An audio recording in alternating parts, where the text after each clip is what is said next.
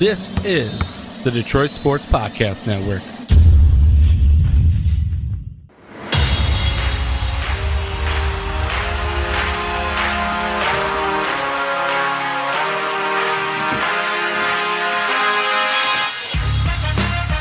We have a team in this town that has won 3 straight games. I honestly can't believe my eyes with this football team.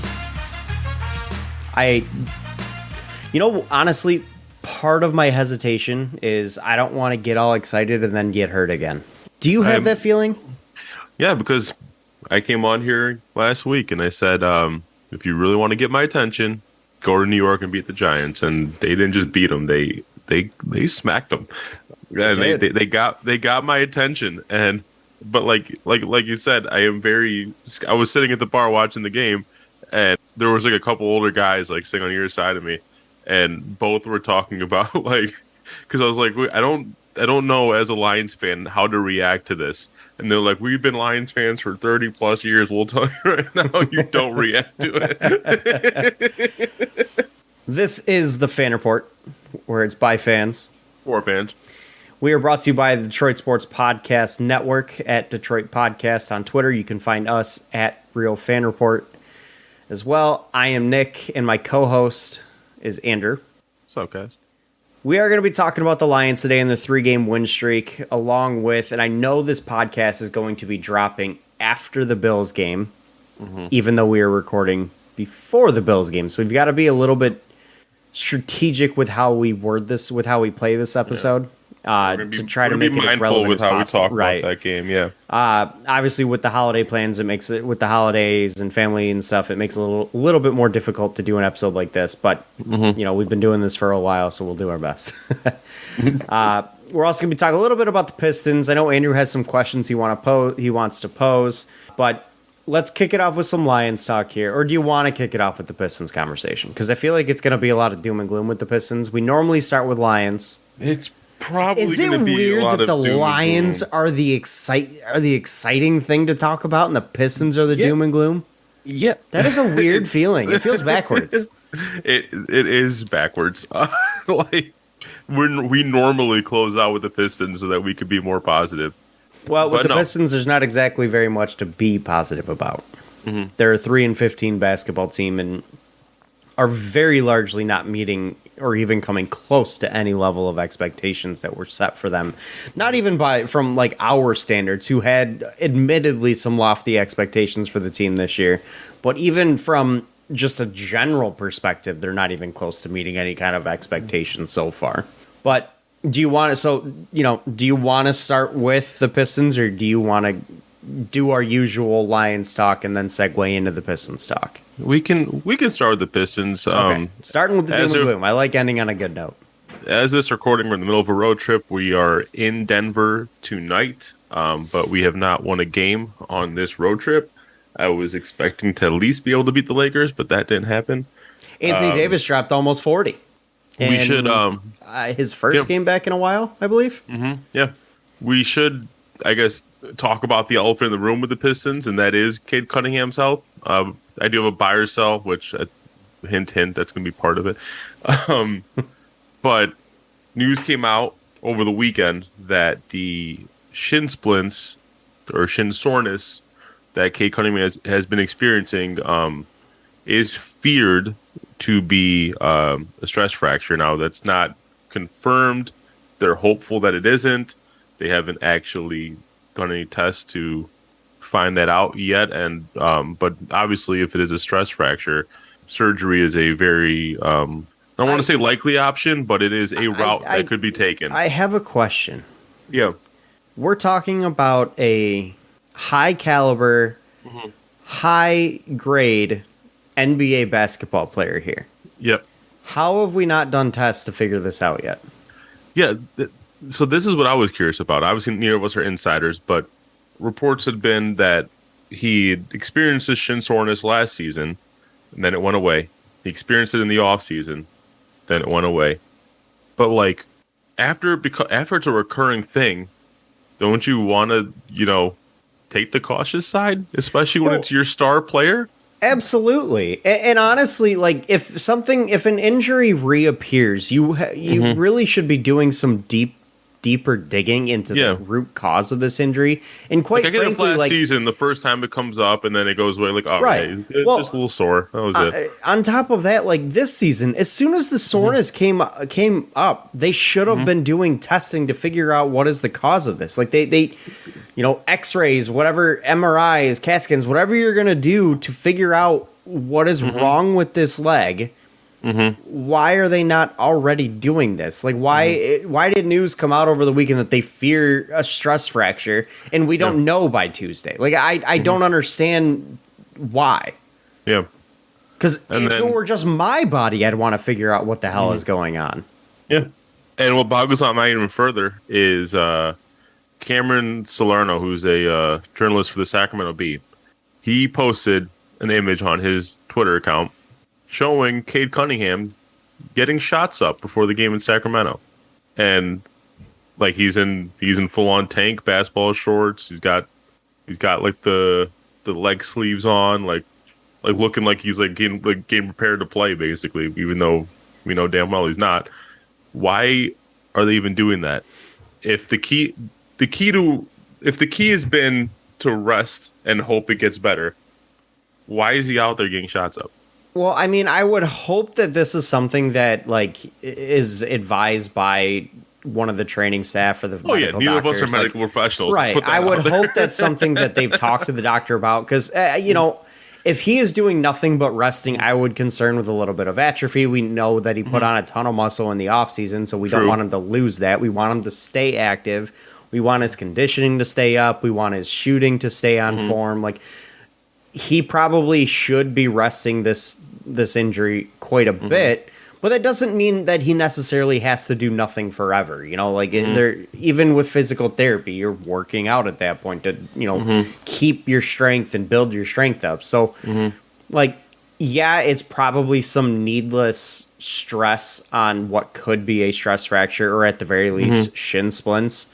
Yeah, but I would hope that this is something that is okayed by his doctors. And if it's something that's causing further injury, then we need to find new trainers and doctors. We have a more serious problem at that point. Yeah. But yeah, I am a little bit nervous about what's going on with Cade's legs here and how far back does this injury go? Did we see him experience any of this type of shin and leg pain in college? How far back does this situation really go? Because if that's the case, then we have even further questions to ask about this organization and the medical staff and the front office. But yeah, I'm a little concerned about it. Obviously, because I had expectations set for this team this season, but also next season. This is a year where I was expecting Cade to start making a push to being one of the higher echelon players in the league, to put himself into at least near that elite tier and near the all-star level. And it's almost going to feel like a wasted year all around at this point. I almost feel like it's a wasted year of Jaden Ivey's progressions because he's not able to learn how to play alongside Cade because Cade's not going to be there for a lot. Almost feels like a wasted Jalen Duren year at times because he's not able to figure out how to play with Cade. Because the key thing is going forward with this team and this organization is the offense runs through Cade Cunningham. That's a fact. And it's going to be that way for a long time as long as Cade is still here. Yep. And honestly, as good as Victor Wembanyama is, and as much as I would like to see him in a Pistons uniform, I still prefer to see this team win some basketball games this year. So it's kind of we both said at the beginning of the season, as much as we love Victor, we are not on the taking train this year. No, and in all honesty, I would be shocked if the NBA allowed the Pistons to get another number one overall. What are the chances you're going to get 2 in 3 years? Right. You're not the Cavs. Right. You're not that lucky. You're not losing LeBron James here. Well, it's not even that. It's all because they lost LeBron James. Yeah. That's why they gave him the 2 number one overall picks. We're not losing a LeBron here. Well, Cade has a boo-boo. Okay, wonderful. He'll be back soon-ish. Maybe next year. Maybe later on this year. Who knows? But Does this type of injury concern you? Because stress fractures suck. Like they can be long-term painful injuries that can really affect a player. It's definitely no joke. I'm just taking solace in the fact that he's only 21 years old, and I'm hoping his body can heal better than if someone were to get a stress fracture in their late 20s, early 30s in the NBA. Does it at all concern you that, like, in the 2 years Cade Cunningham has been around the league, we've seen multiple lower body injuries with him now? Like, it's not just one. We've seen multiple lower body injuries with him. Are you at all worried about his ability to stay healthy in this league? I mean, we saw it with how good Grant Hill was, but obviously one of the biggest hindrances in his career was his injury issues. The ankle I wasn't too worried because that was more of a freak injury. But the shin soreness, yes, because that is something that, depending on a person's body, again, we're hoping that it's something that Cade's body can heal from, but depending on a person's body, that is something that can nag. And once you start favoring one leg over the other, it opens up the possibility of all kinds of stuff too. So it's definitely a concern. It's not a concern for panic, but it's definitely a concern. And to kind of give a little bit of context here, we're talking about a 21-year-old player who last year missed 18 games. He played 64. This year he's already missed, I want to say 2 or 3? More than that.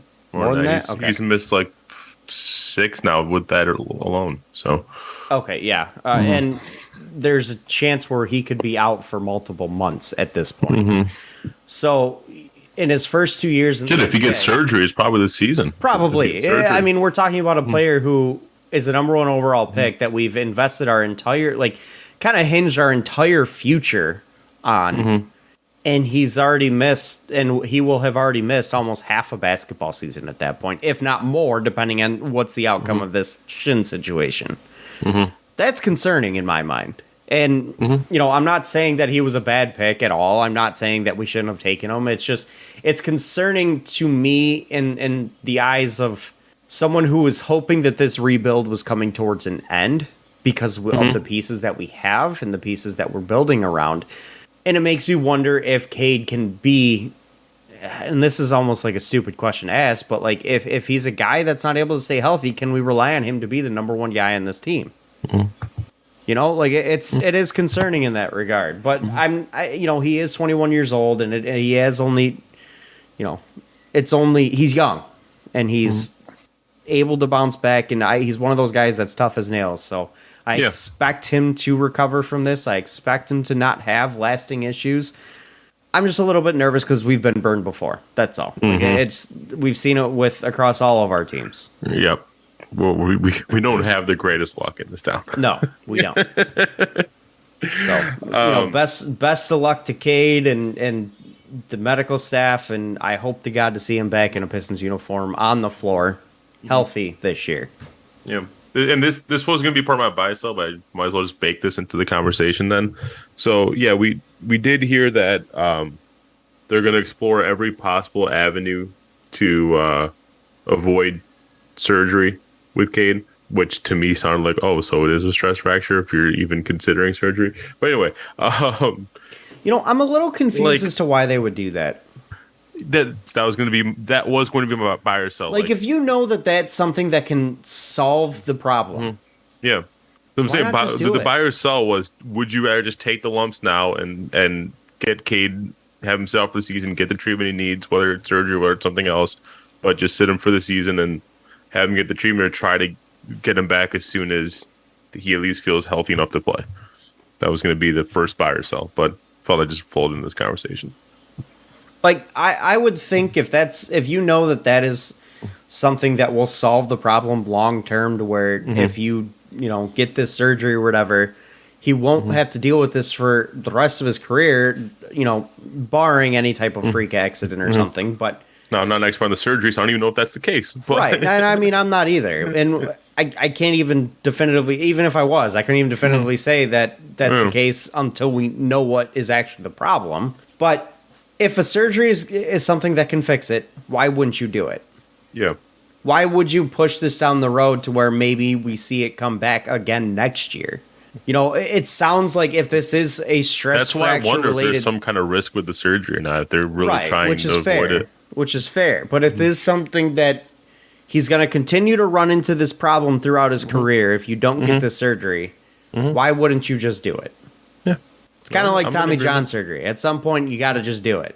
So Yeah. the earlier you can do it, to give yourself more time in your career to recover from it and build your body back up, the better. Because inevitable, you are going to destroy your shoulder pitching. So Elbow. it's not. Yeah. Tommy Elbow, John's sorry. elbow. It's the UCL. But should we get? Go ahead. Yep. Go ahead. I was going to ask if you want to get in the buy or sell, but it's on the Yeah, absolutely. No, go ahead and get into the buy or sell. All right. So this is kind of a perfect segue into this. So buy or sell. To this point this season, much of the Pistons' shortcomings can be attributed to injuries. Sell. I sell that entirely because one, this roster honestly is put together well enough to win games without some pieces missing. I do think it has been a hindrance, but I don't think it has been the number one hindrance. I think the number one hindrance has been poor shooting and extremely poor defense and defensive schemes. I think schematically this team is extremely flawed on the defensive end. I think their lineups are extremely flawed. I think a lot of it, if you ask me, in my opinion, the number one reason this team is playing as poorly as they are is it's because of coaching. Yeah, because it's not like the Pistons are getting blown out night after night, but they're not really keeping it that close either. They gave up 137 points to the Kings. It's what I'm saying. Like it's it's hit a point where I feel like it's beyond the injuries. Like the injuries have been a problem, yes. And in all honesty, right here, right now, and for the last 5-ish games, you're actually pretty healthy. Yeah, you're missing Cade, but you've got Burks back. You've got Bagley back. Yeah, you're missing Cade, Stu, and Sadiq right now. Yeah, okay, fair. You're missing a lot of key players. But, until Sadiq went down, you weren't that bad off with injuries because you had Sadiq, you had when back, Cade missed his first game, you had basically everybody back at that point. Right. And obviously you've had some guys go down since with with Cade going down and with Bay going down and Seward going down and those are obviously key players. Those are all guys that are taken in high in the draft that you've put a lot of stock into and put a lot of investment into. But in all honesty, Sadiq Bey himself hasn't really done a whole bunch to help your team win this season. Stewart probably has, but Sadiq really hasn't. And Sadiq's just been wildly inconsistent. I've said it all along all season that he is a guy that my stock has honestly dropped quite a bit on, and I'm trying to figure out whether or not this guy can be a part of the core of the winning core of this team, or if he's going to be a complementary piece of it. Whereas my stock with Isaiah Stewart has done nothing but gone up. No, I don't disagree with what you're saying, and the other piece of it is when you look at, we should in the next couple weeks, I'd say, have both Stu and Bay back. And if I wanted to come on here and say that much of our struggles, in this West Coast trip, for example, has been due to injuries, I would have to sit here and believe that we will look a lot better with Stu and Bay in the lineup, and I just don't totally believe that. I don't either. Yet, because again, I don't think having Stu and Bay in there is going to suddenly prevent you from giving up 130 points seemingly to every team you play. They had one good defensive game this season. That was against the Clippers. Yeah.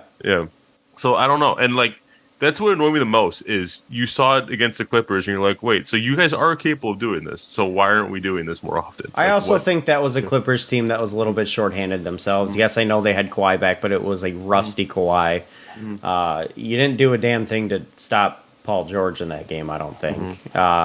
Reggie Jackson was able to kind of beat you up a little bit. Yeah, Reggie Jackson, because you put your best defensive guard on Kawhi and not on Reggie. Yes. And Reggie hit you. Right. Ivica Zubac grabbed 18 rebounds against you. How are you going to give up 18 rebounds to Ivica Zubac? That in my opinion, is unacceptable.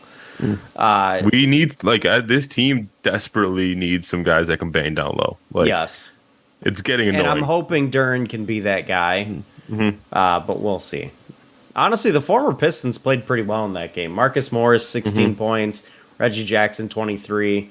Obviously, no, that's Kennard? the only Kennard, yeah. He's not even on the team anymore, is he? I thought he was. I don't remember him going anywhere. But he didn't play. Was out. That's he what was you're out. asking. Yeah, he was out. Obviously, Kennard was out. But, I forgot John Wall was a Clipper. But yeah, this is going to lead me to my next question though. That while Beef Stew sits, Jalen Duren should get some time as our starting center. 100% by that. Like I'm sorry, I like Marvin Bagley just as much as the next guy, but defensively speaking, he's a turnstile, and he does not much besides provide interior offense in spots. Yep. So if you ask me where that guy belongs, it's coming off the bench. And even then, you look at that Clipper game, for example, he only had 4 points. So right. He shot 1 of 5. Like I like Marvin Bagley in a small role, but there's no reason for us to feature him as our center. I would rather him come off the bench and be a scorer off the bench. With Jalen Duren getting the primary start, playing around 30 minutes a game at the center position, like there's no reason in my mind that he shouldn't be starting. And frankly, this is kind of a referendum for me on Dwayne Gacy, which we will get to. I feel like Marvin Bagley has taken a step back this year. Yeah, he got his money, and he said he's good. And him and Jalen Duren are basically, even though Bagley is technically the starting center, him and Duren are essentially splitting minutes down the middle. There's some nights where Duren might get a couple more minutes than Bagley. There's some nights where Bagley might get a couple more minutes than Duren. I think that all depends on like the foul situation. But no, I do want to see, again, being able to set a foul trouble dependent. I want to see a night where Jalen Duren plays like 34 minutes. Yeah, absolutely. Even though he's not 7 feet tall, but like I think he's got the ability to bang down low defensively that Marvin Bagley doesn't quite have, and that this team desperately needs, at least until Stewart comes back. And I think it's valuable court time for Duren too. It's valuable court time, it's valuable reps, and it's valuable for him to be playing up against some of the premier competition, because it gives you an opportunity to see what you really got in Duren right now. And so far, and it also allows Duren to try to adjust to some of the better centers in the NBA and learn how to play against them, because he's gonna be tested in that regard. And I feel like Duren is one of those guys that'll accept a challenge like that and take it head on and try to get after it and try to improve and get better. So I don't see Marvin Bagley is not our long-term answer at center. No. To start. Duren is supposed to be. So why are we not giving him the opportunity at a point where this team is 3-15, your best player is out for God knows how long, you've got nothing to lose. Give this kid some reps, give this kid the time that he needs to get in there and start to learn how to play NBA basketball as a center in this league. Next buy sell. Given how the first quarter of the season has gone, the Pistons should pivot and fully embrace the tank. Buy or sell? That's going to really be contingent on Cade's health. I think at this point, being a 3-15 basketball team, it's going to take a stupid turnaround to even sniff the 10 seed at this point, especially with how deep the East is. So honestly, yeah, probably. Like I think you're going to have to, but I think it also does hinge on the health of Cade and what his outlook looks like. Like if he's going to miss another month or two, then you go full tank and you say, let's go get Wembanyama, let's go get Scoot Henderson and try to add another huge key piece to this lineup. But I don't want to say yes, but this team is 3-15. Yeah. And your star player is hurt. I think you kind of have no other option. I'm right there with you, and it really annoys me to be here again. But yeah, at this point, the only value that there is in these wins, because I don't think we're hitting 30 that we were hoping for.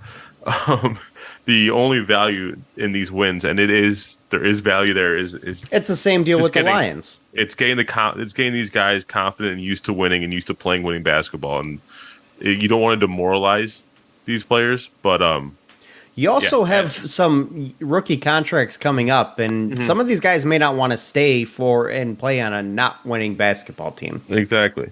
So if you want to keep most of these guys around, you got to win some ball games at some point. But at the same time, if you were to like sit Cade, I think there's no avoiding the tank at that point. Like if Cade's not playing, it's inevitable.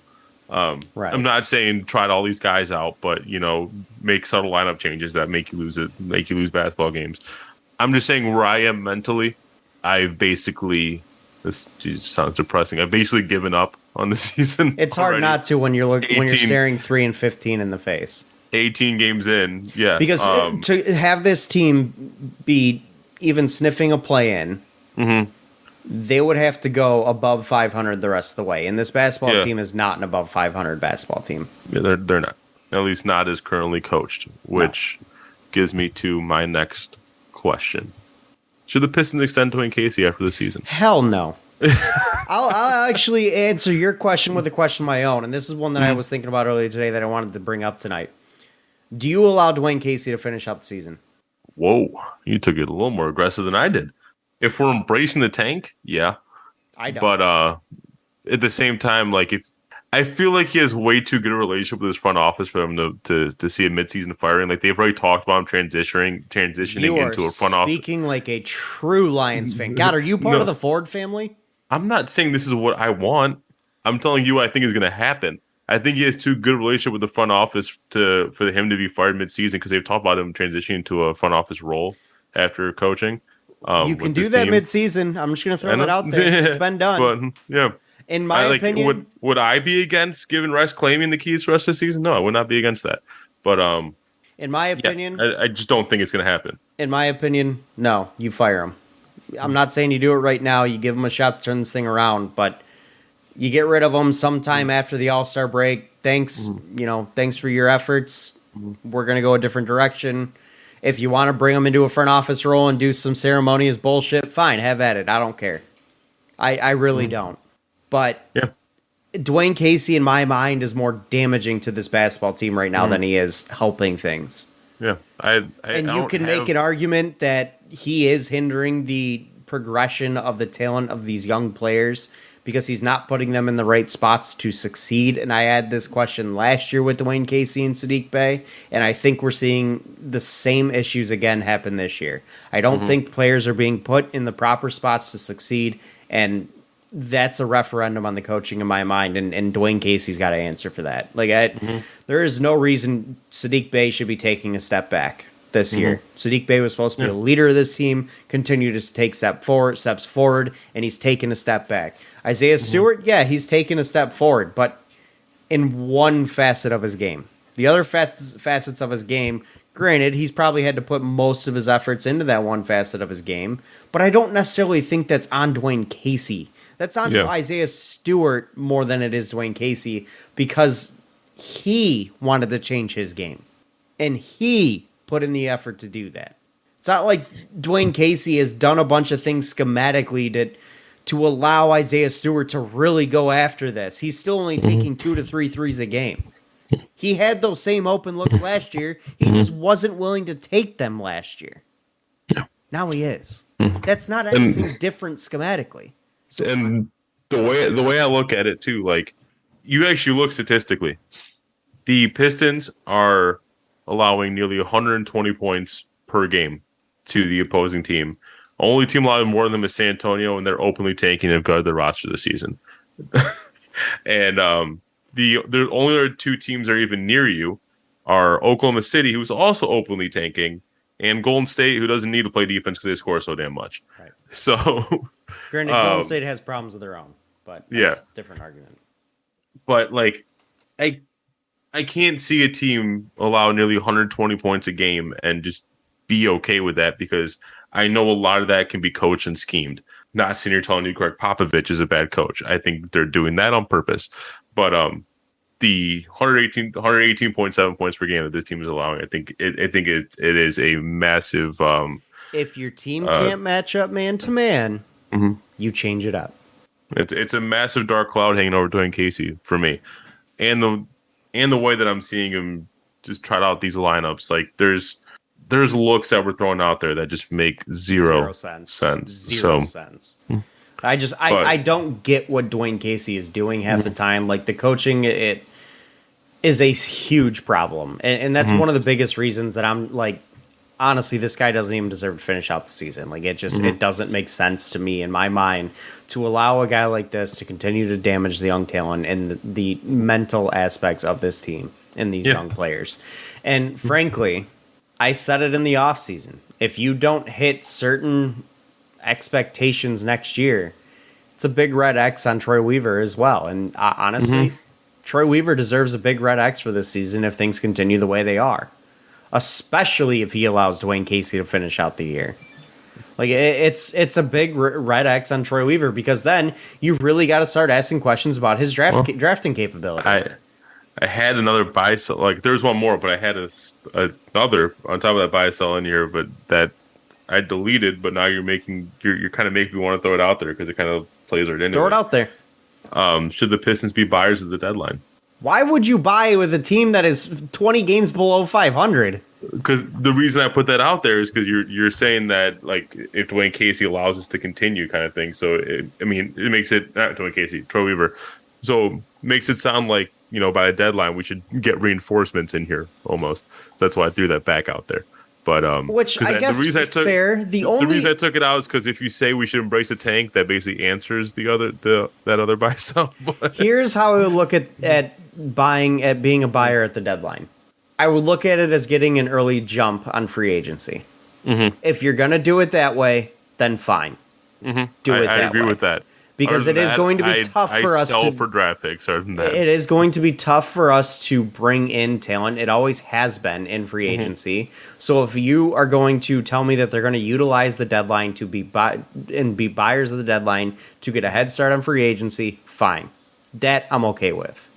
However, I don't want to mortgage our future to do that, which means I don't want to give up what is in all likelihood a top 3 overall pick at this point to do that. And depending on the player, obviously, like, if you're going to sit here and tell me that we're going to trade, for 2 first-round picks and go get Luka Doncic, I'm going to sit here and tell you, yes, please. I'm not trading a top 3 pick for Grant Williams, for example. No, I'm not doing that. Hell no. But I do think this team does need reinforcements, and that kind of goes back to what I was saying about Troy Weaver, is this team shouldn't need reinforcements anymore. Like, this team should be just about built and ready to go. Like, it shouldn't need to be going after guys like Grant Williams, even though Grant Williams can help probably 30 of 30 NBA teams around this league. But it concerns me about Troy Weaver's ability to draft a little bit, because you look at his draft classes. Killian Hayes has been an utter failure to this point. Saddiq Bey, we were all high on. Not as successful as... It's not looking as successful as we had hoped and what we thought. Isaiah Stewart looks like a solid pick so far, but where is this going? Is he going to transition into a stretch 4? And if that's the case, in my opinion, if he's successful with it, that's a successful pick. If he's not able to do it, then it's probably a failure at that point. So that would mean that your only good draft picks are Cade Cunningham, who was number 1 overall. You can't give him credit for that. So we're not counting either of Saddiq or Isaiah as a good draft pick? If Saddiq continues to play the way he is now, no, absolutely not. I still believe it's a slump right now, but... And I do too. But if he doesn't get out of this, and this is what Saddiq is... then no, that's not a successful draft pick. That's a bench player. That's a rotational guy. You can get those anywhere. And if this project with Isaiah Stewart to transition into a 4 isn't successful, what is he then? You can't start him at that point. He's not a starting center in this league.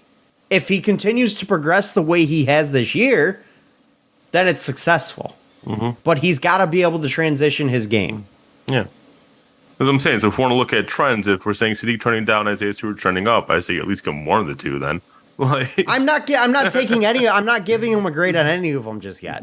I know. I still think it's too early to do any of that. Direction. Yeah. That's what it is. So, and I said Isaiah could be a successful pick if things continue to transition the way they are and trend the way they are. Same goes for Saddiq. If things continue to trend the way they are, that's a failure pick. That's not a good pick. So then your only good picks would be Cade Cunningham, who was number 1 overall, who I won't give him credit for, and what looks to be Jaden Ivey, which we know nothing. We don't know enough about yet. We can't even say anything about Ivey or Durney. Like exactly, we don't know yet. 15 games in, right? That's why I say it's what I'm grading Troy Weaver on is I'm impressed by the amount of young talent he's been able to accumulate. Getting 6 first round draft picks. That's wonderful. But if none of it's any good, I don't give a shit how many you get. If none of them are good, I don't care how many you get. And I'm not going to sit here and tell you that he got Cade, so he deserves an A+. I know, but I don't think you can say none of them are good. I think that's not fair to say that. Just like it's not 60% of them are not any good, where are we? We're not a good basketball team at that point. So how was this successful? You had 6 first-round picks, and you got 3 good players out of them when one of them was a number 1 overall pick. How was that a successful tenure? That's not. You just said we can't grade on whether a player is good or bad yet. You were just saying that. I'm telling you, and this is what the situation could be.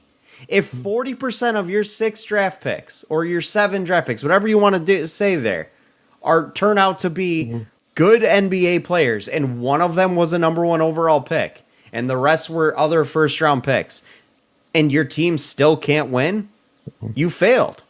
And then what if the Sadiq thing is just a slump and Isaiah Stewart continues on his trajectory? Okay, if that happens, then the team starts winning basketball games. That's all I'm saying.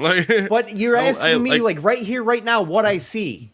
What I see right here, right now, is a team that is extremely flawed. And a lot of it is hinged on the progression of players that are not on players that haven't trended in the right direction thus far. Yeah. You still need a veteran leader in the locker room, and by veteran leader I mean a veteran that is a top 3 player on this roster, a big time contributor, yes, which he has failed to get so far. I don't think he's really attempted to get one so far. Why? But don't you think that would really help the improvement and the progression of these young players? Like, we had one in Jeremy Grant, and we moved him. So he didn't really seem to want to be a leader, though. He seemed to care about himself. The other thing we really need is depth. And Troy Weaver did do a good job getting guys like Alec Burks in here, getting some size down with like Nerlens Noel. But like, these are not going to be your how many games Nerlens Noel played forward. This year, and how many games just started playing like 2 weeks ago? Like, this dude is not a guy that I'm really going to even consider a depth piece. He's your end of the bench center. You have 17 of those guys. Yeah, but he's still your tallest center. But anyway, my point is that the pieces that he has put together on this team have not translated into wins. And if you're not translating into wins, then what are you doing as a front office, as a GM?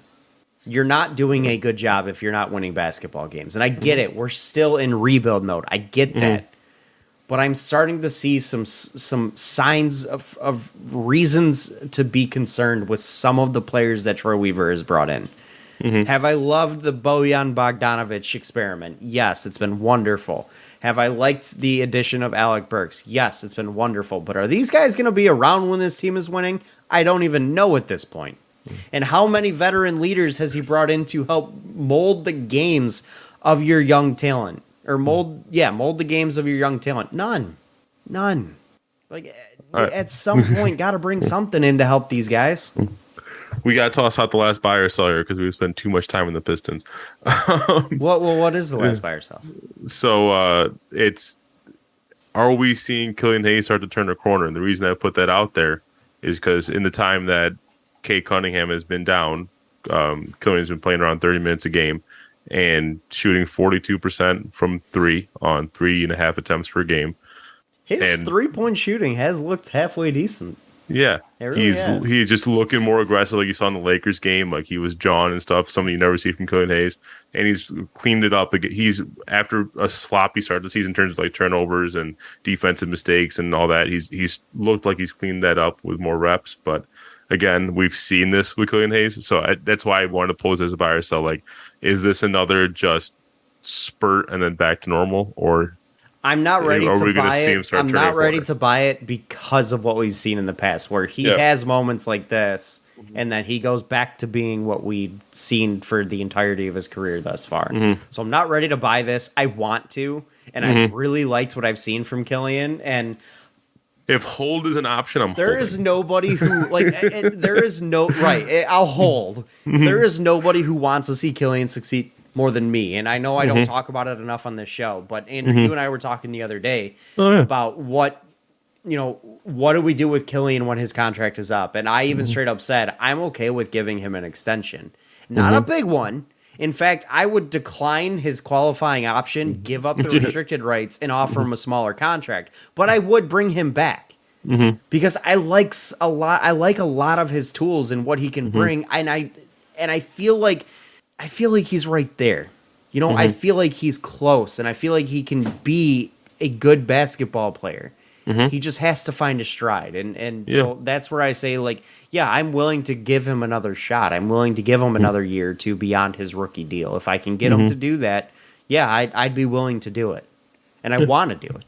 But because I do think if Cade is out long term, you're going to get a full blown get Killian comfortable trial with run. Killian Hayes, and one can only hope the end result is a more confident and much better Killian Hayes by the end of the season. Yeah, absolutely. And I mean, against the Lakers, 18-9 on 50% shooting from the floor and 4 of 6 from 3. That's a damn good stat line. That's a good stat line for Jaden Ivey, let alone Killian Hayes. There are reasons to be excited about Killian, and I know I've been sitting here, I guess dogging the team a little bit, but I mean, there's not a lot of positives you can say about a 3-15 basketball team. No, not at all. We'd be disingenuous if we sat here touting positive. There are points with Killian where you can be positive, and that Lakers game is a big one, and the shooting that he's had, especially from beyond the arc, since Cade's been down, is a huge one. So I'm a little bit excited there. You know who we can be positive about?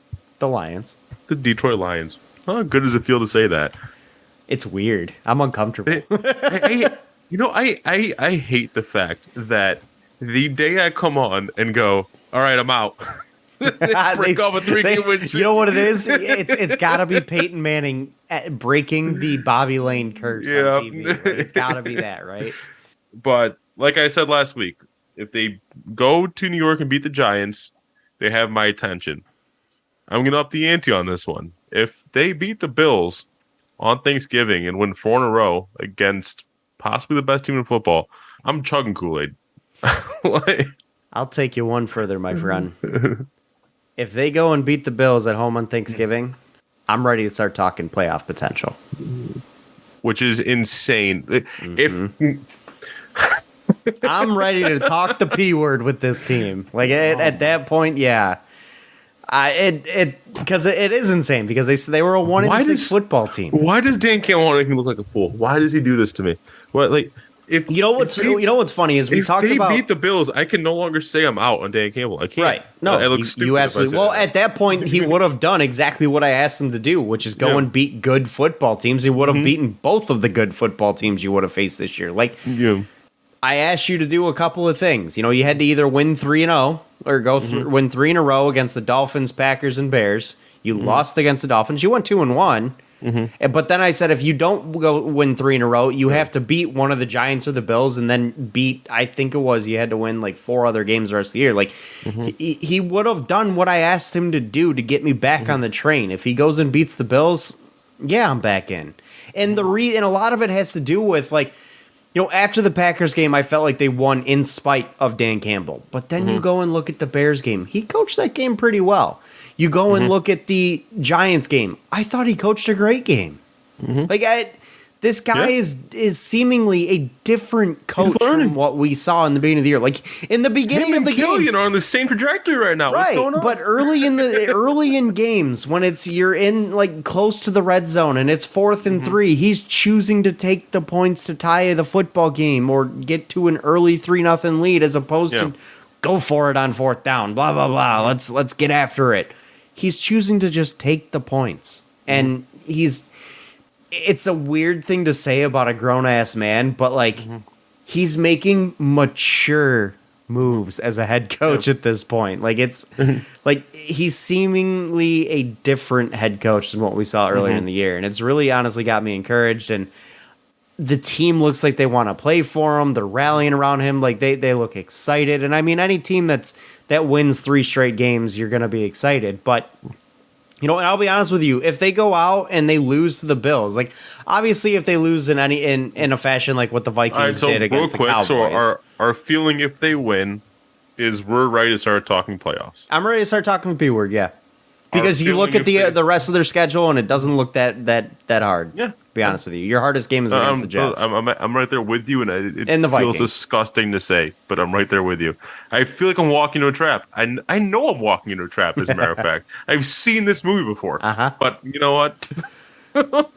Let me have some. I feel like I'm getting hyped up to get let down again. I have nothing else to root for in this town. Let me have some joy. Right. I mean, we got the Wings. They're doing all right. Yeah, they are doing all right. They're doing all right. They had a bit of a rough patch, but they've played some good hockey as of late. But no, like it's exciting to watch this Lions team. And something I read today, and I can't remember who the source was, so I apologize. I want to say it was like Detroit Lions Report or something like that. Dare you not remember? I know, but I want to say it was Detroit Lions Report or something. But they had said that they had talked to a rival team player. So a player on one of our rival teams who said that, honestly, the Lions are one of the toughest teams to play in the league because the game is against the Lions is probably the most physical game on their schedule. Because they just bang nonstop and they get after it. And I did see this. That's, in my opinion, that's a referendum on the coaching and the head coach in particular, because that type of culture is an embodiment of what your coach has been preaching since last year, is physicality, toughness, energy, and just get after it and just grind and grind and grind. And this team has really kind of shown that over the past few weeks. And the win against the Giants, in my opinion, was just an absolutely great team win. Sure, the passing game wasn't that great, but you know what? Jamal Williams had 3 touchdowns, and he's been kind of a star for this team, especially throughout this winning streak. Oh, I agree. And you have a Ferrari in the garage with Jameson Williams just ready to launch out of there. I sure hope you're right. He is returning back to practice. I hope it's a Ferrari and not like a Wish.com Ferrari. But like I am definitely extremely excited to have Jameson Williams back with this team and getting to feature him opposite of Amon-Ra St. Brown. It allows you to, like, the presence of both of those guys. And I only wish they had a healthy DJ Chark as well, because that would open things up for guys like Jameson Williams even more.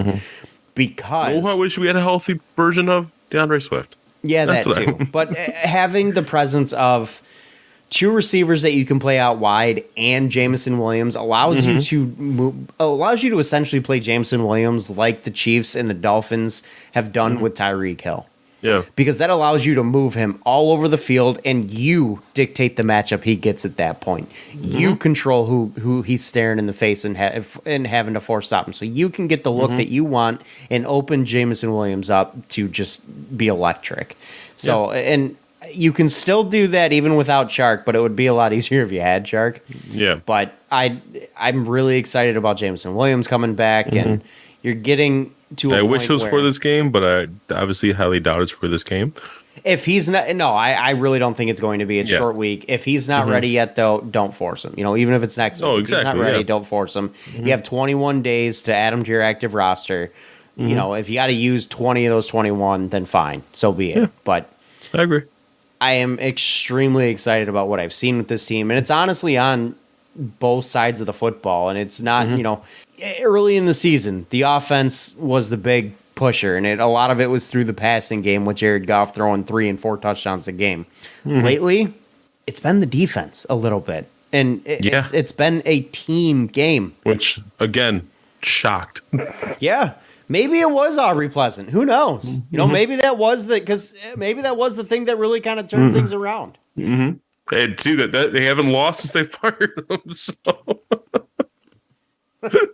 Like, we thought it was a scapegoat and the first of many, yet if you all of a sudden they fire Aubrey Pleasant, they rip off 3 wins. Lose in Vikings fashion, and by that I mean losing by 40 to the Bills. Yeah, I'm gonna be kind of tempered down quite a bit. Yeah, I'm not going to be so nice coming on next week. If you go out and you compete, even if you lose this game, that one loss is not going to erase the fact that you guys have won 3 straight games. Yeah. 2 of which were against division rivals.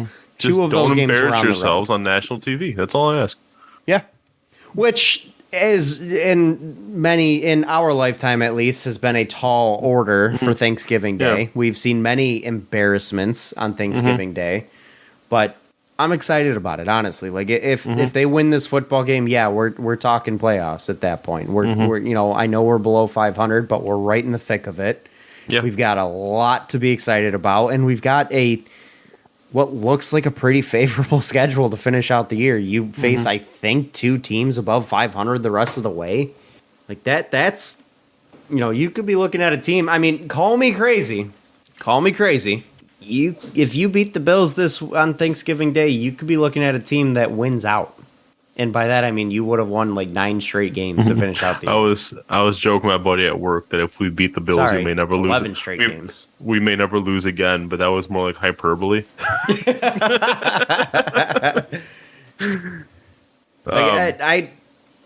you win, okay, let me put it this way: if you win out, you win the division. 100%. There's We're no gonna way way the ahead of Vikings. There's no way the Vikings finish 12-4. Because you're what, 3 games 5. behind the Vikings currently? I believe so. Yeah, I think they're 8-2. And if you win out, that means 7-2? one of those losses is to you, so 2 games. So if you win out, that means you're hoping the Vikings lose. Then I'm sure the Vikings are going to to play a primetime game at some point. Kirk Cousins can't win those, so yep. like there's a lot to be excited about with this team right now. And I'm trying to not get too excited, but it's really hard. And yeah, you're seeing Aiden Hutchinson come into his own all of a sudden. Jeff, again, we talked about Jeff Okuda. Unfortunately, he's not able to play. You're currently 4 games behind the Vikings. 4 games. Oh, really? Yeah, they're 8-2. You're 4-6. No, they have 8. Oh, they have 8 wins. Yeah, okay. they're 8-2. You're 4-6. Yeah, you're not catching them. Sorry. Hey, you win out. You go 11-6. Maybe. You need to hope the Vikings got so demoralized by the thrashing they received at the hands of the Cowboys that they just kind of. I've seen that type of thing the happen. rest of the year. I have seen that type of thing happen. But yeah, Jeff Okuda, unfortunately, he won't be able to play against Buffalo, but he's obviously turned the corner. I just wish he would cool it with the friendly fire. Yeah, Jesus Christ. He's taking everyone on the team out, including himself. Right. Yeah, no, I'm excited to say that I'm excited for the Thanksgiving game. I thought your season was over after Miami. I did too. Like I thought you were done. You were 2-6 at that point. And, or 1-6. And part of it is because at that point I didn't have much hope that you were going to even beat a team like Chicago or even be able to beat Green Bay. Like you were laying down against everybody. Like you weren't even. Right. And I know, like, I came on here and I was all, like, doom and gloom about the Pistons. Like, I am still excited about the future of that team. Don't get me wrong. Yeah. Like, I really like what we've got. And I expect so much out of the Pistons right now. And I'm probably a fool for doing that. That's part of what hurts about this is our expectations weren't, like, super high. But, like, we for once had expectations for the Pistons. Like, right. Which is the first time we've been able to say that in a long time. And so to see a little bit of success out of one of the teams that we talk about here on this show, it's almost like a drug. Yeah. Like I know there's gonna be a letdown that but we can only hope the Pistons have the same trajectory. Right. Let us down at the end of the season, and all of a sudden they just turn a corner. Could you imagine there's a point in the season where like the Pistons win like 18 straight games to make the playoffs? The Lions won out in their season. They end up 11-6, and the Pistons win their final 18 games to make the playoffs. How wild would that be? Yep. I know it's totally unrealistic. Hey, the Brandon Jennings year, we ripped off like 12 straight randomly in the middle of the season, and I was like, oh my God, we may never lose again, and then Brandon Jennings tore his Achilles. I was going to say that was the year he tore his Achilles. In fact, I don't think we've really won much since. Yeah. That was the happiest I've been as a Pistons fan since the going to work. You're not wrong. That was build a fucking wall. That was not build a wall, form a wall. That one, the other one, is a little problematic on the other one. Oh man, I just got that. But no, like if the Lions come out here and they lose on Thursday. You know, and I'm not talking getting absolutely drubbed. Like I'm talking, they come out, they compete, and they lose by a touchdown or so. If they cover, let's say they cover 9.5. If they cover, sure, fine. Okay, if they cover. I'm not going to come out here and be all doom and gloom. Like I'm going to say you competed against a Super Bowl caliber team, and you held your own. You played well, even if you didn't really play that well. If you held your own, and you were that close in a game against a Super Bowl caliber team, I'm not ready to talk playoffs at that point. But I am going to sit here and tell you, I think this team will hit their over on wins. Like I think they can win 7 or 8 games and meet expectations at that point. I do. Because you're not a bad football team at that point. And in all honesty, sitting right here, right now, is this team better than the Bears? Yes. You play them one more time. Is this team better than the Packers? Yes. You play them one more time. Is this team better than the Panthers? Yes. You play them. Is this team better than the Jaguars? Yes. You play them. There's 4 right there. Guess what? That's 8 wins. Not to mention you have the Vikings at home, who you almost beat, and I think 8 wins might get you in the playoffs. No, I don't think so this year. You've got the Giants, Cowboys at 7-3, and they're not even leading their division. You've got the Washington Commanders at 6-5 and playing like a newfound team. You've got 2 teams above 500 in the NFC West. I don't think 8 aren't playoffs expanded. It's not just 2 teams that aren't division winners. Right, but I don't think there's enough playoff spots that can get you in with 8 wins because you're below 500 at that point. You're 8-9. Looking at the NFC, you would be right now. The teams in the playoff hunt in the playoffs are Eagles, obviously Vikings, 49ers, Buccaneers, Cowboys, Giants, and Seattle Seahawks. In the bubble would be the Washington Commanders, who are a 6-5 team. They're ahead of you. And the Atlanta Falcons are 5-6. They're also ahead of you. And both of those teams are staring wins in the face this week. The the Washington Commanders played the Texans, and the Falcons play the Bears. Now, that was last week. Just kidding. That was this past week. So you're on the outside looking in. You win this week, or even if you lose this week, you'll be 4-7. But again, I don't think 8 wins will get you in. Right now, 6 wins is in. And with the NFC East being as strong as it is, I don't see it. But 9 wins could get you in. It could. But either way, that's not to mention, I mentioned those 4 teams, but that's not to mention that the Vikings, who you should have beaten on the road, you play them at home. You have... Who else is on that schedule? Dude, can you imagine if we weren't dumb and could have closed out against the Vikings? Right. If we could have forced the Seahawks to punt one time. So you have the Bills, obviously, this week, Jaguars, Vikings, Jets, who don't look like a very good football team. Are you honestly right here, right now, could say that the Lions are equally as good as the Jets? I think that's a fair comparison at this point. You really could. So, I mean, you're staring at potentially, like, none of the games the rest of the way. And you know what the Jets did? The Jets beat the Bills. They did. None of the games that you play the rest of the way are not winnable, in my mind.